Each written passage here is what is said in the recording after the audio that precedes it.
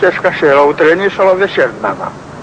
Ori la Utreni, ori la Veșerni. Eu aveam și la Utreni mă scol la miez noapte. Fac rugăciuni dimineață și miez noaptea.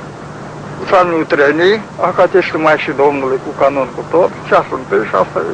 Asta e pravea de o zi. De Utrenia. Da, Utreni. De miez noapte. Da, da, da. După aceea, dimineața, La cât vă sculați? când mă pot scula, la 5. De la 5. Vă culcați la 2-3 și vă sculați la 5. Așa. Cam așa, da. Ei, hoțul ăsta acum îl înveți.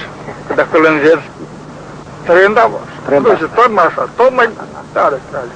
Iar dacă îl înveți la exercițiu, faci. Și dimineața ce rugăciuni faceți? Dimineața facem ceasurile, ceasul 3, 6, vedem. Da, da. Și una catist, dacă mai fac.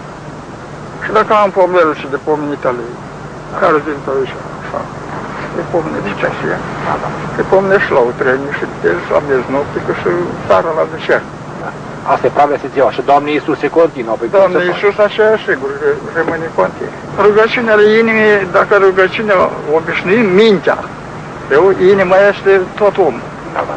Pentru că zice acolo, la psalmul într-un loc, zice acel nebun într-o inimă, asta nu există. La psalmul 13 și 53. Așa, adică în inima așa, inima înseamnă tot corpul. Da, Că inima alimentează tot corpul. Și de aceea, eu așa zic la Sfinții Părinți, au zis așa, că se pune cu respirație. Să faci și asta, dar asta trebuie să stai liniștit complet. N-ai niciun fel de ocupație, numai rugăciune. Astfel nu se poate. Și a simțit focul ăsta rugăciune, ce pustie să simte, că aici e liniște, așa e ce simte. Simte, sigur că se simte, însă te simți totdeauna necomplet. Deci n-ai ajuns la măsura de săvârșire. N-ajungi unde cred că trebuie să ajungi. Adică nu am încredințat că Dumnezeu mi-a iertat toate păcatele. Asta, da, da, da, așa e. Mila lui Dumnezeu, așteptăm tot timpul Asta mila lui Dumnezeu, pentru că Dumnezeu lasă pe om așa. Părinte, recomandați rugăciunea și la Meren tot să zică rugăciunea asta. Tot, Rugăciune de Dumnezeu. toată lumea. Toată lumea poate să zic că nu e nimeni oprit de la rugăciune. Și Părinte, problema păcatului, știți, voastră aveți și experiență teologică și știți, fără canoane nu se iartă păcatele. Păcatele mari. Da. Păcatele mari sunt așa, cele 7 capitale, unul contra Duhului Deci trebuie dat canoanele pentru ele care este. Da, canoanele așa cum scriu Sfinte Părinți, eu după aceea. În toate sinoadele ortodoxe. Și Părinte, credincioșii care nu primesc canon de la preot care este, nu se pot mântui, nu? Și nici preotul, cred că se poate mântui. Nici preotul nu se mântui. Și terminat. Preotul e mai greu de el. Pentru că dacă trece peste canonul și Sfântul Părinți. Dar nu mai fotografiați. Da.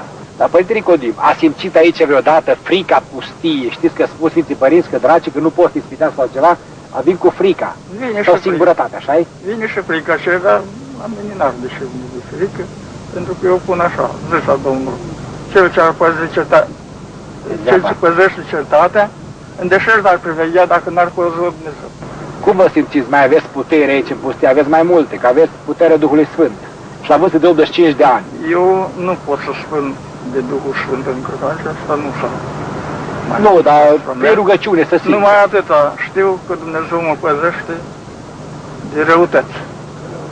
Adică eu mi-a arătat odată niște oameni răi și ascultați acolo și nu mă găsă pe mine aici, că dacă mă găsă mă omorau. Așa vreau eu. Chiar așa s-a întâmplat acum și la Sihla în pădure, în dreapta de Sofrone. Da. Eu părinte de la Sihla l-a bătut, l-a sal aproape mort. Pe Sofrone? Nu pe Sofrone, pe altul de la Sihla, că Sofrone e plecat. Într-o noapte a venit și a vrut să-i omoară acolo. A fost unul antim acolo. Era pe de Proclo acum, dar el era coborât și l-a prins pe un bătăș, l-a bătut pe la cu noaptea asta. Și Părinte, aici vin iarna, lupi, urși, aveți aici așa, nu prea coboară aici. Nu, e un loc așa care trec pe deasupra, se duc încolo, duc în cealaltă parte, nici porți, nici... Ce înseamnă a posti postul la început și la sfârșit? Postul trebuie postit tot, nu? Postul de tot. Postul, da. Un post rândirii, biserică. Da. Cu postul acum. Așa. Deci, unii apostesc la începutul săptămână și la sfârșitul săptămână. Da. Cum am zis atunci, care pui căciula în cap și bocanci în picioare. Și încolo rămâi dezbrăcat, nu? Așa e postul la începutul săptămână și o să până la sfârșit. Așa. Dacă nu-l postim tot, ca și cum ne-am dezbrăcat. Cum vedeți azi viața călugărească noastră? Decăzută. Decăzută, deci. Nu-i la înălțimea care trebuie, trăire mai intensă. Nu poate fi, nu se poate. Unii se ridică la scaune înalte, Dar dacă nu ține morala creștină, îi lasă Dumnezeu să cadă în păcate grele.